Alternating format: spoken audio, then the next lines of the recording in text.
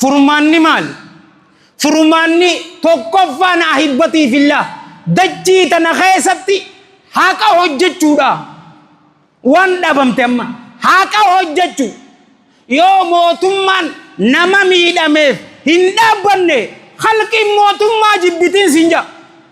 ati matanghe dalaydu si dalaydu haka isi yo hine dalaydun te sijibba abo sandaran si hajabesu fon kheti fi diga kheti rajolle si duften sinjabar yo izamite intaltite mucanghe sijibba aibati billah ganda khenya kana khesat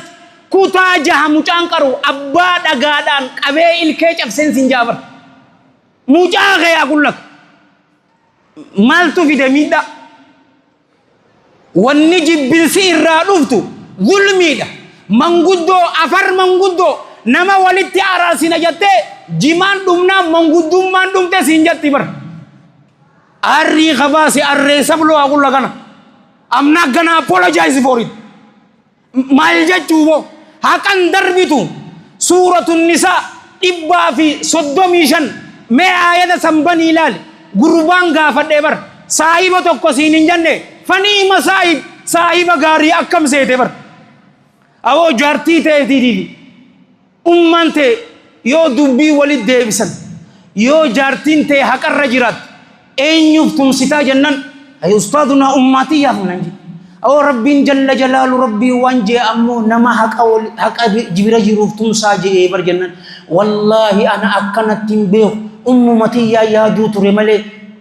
jaartii tiyyanseen arraawuli irraa deebi'ee hin jooseta ummaan tiyya naam ummaa jee rabshaan godha laa dhiira jechuunuu mal jechuusa dhiirummaa tana akkami beenisa jachii tana keessatti haqa hojjechuudha muushe mallaqa namaa kanne deeggarta akka halqiin ammaa jettu unnoo tiktaaka keessaa aljateetuma nama farsaa warra bulu kijibduu tanan agartu baaxilaasmu waan dhugaa oromoo najjaawun fad maksa keetitti hojjedhu abbaa jibban haqan jibban meelaali mee bareedina isa ta'ammaan tanaa ammoo arraqqeen namuma callaa isii kannitu boru kadhattuudhaa bar kun kulan kannaniif nyaata bareedaa ni nyaatti ni kasdanti qilii hujatti boru chasta ammas gabbaateetu maadhatti barakaan qabu mallaqa tultullaatiimi haka dachii tana keessa dalayduu qabda haka irra hojja maal jechuu amata gadaa qarshii kun takkan nama daleessuun boo